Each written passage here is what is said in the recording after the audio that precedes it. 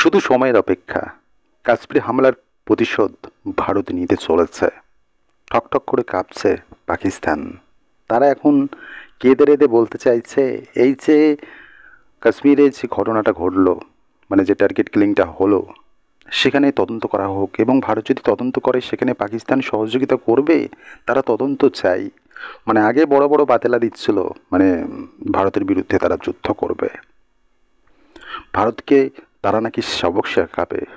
তো বড় বড় বাতেলা দিচ্ছিল, কিন্তু এবার এবার যখন বুঝতে পারছে ভারত যেভাবে এগোচ্ছে, থাবাটা বসাতে আসছে, তাদের তো নাজেহাল অবস্থা হবে, না খেতে পেয়ে মরবে।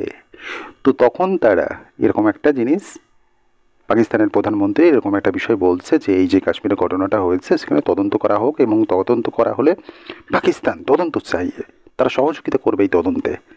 এটা থেকে স্পষ্ট তো বোঝাই যাচ্ছে তারা বুঝতে পেরে গেছে কি হতে চলেছে তাদের সাথে, কি দুঃখ তাদের কপালে রয়েছে সেটা তারা অগ্রিম আঁচ করতে পারছে। বিগত দিনে আমরা পাকিস্তানের ওপর সার্জিক্যাল স্ট্রাইক দেখেছিলাম। ভারত উড়ি হামলার মোক্ষম জবাব দিয়েছিল এই ভারত। সেই সময় পাকিস্তান এরকম একটা দাবি তুলেছিল যে ভারত যে সমস্ত অভিযোগগুলো করছে সেখানে পাকিস্তানের কোনো হাত নেই। তো একইভাবে এখনও সেই কান্না প্রথমে কাঁদছিল, এবং সাম্প্রতিককালে তারা মেনে নিল এবং তারা তদন্ত চাইছে।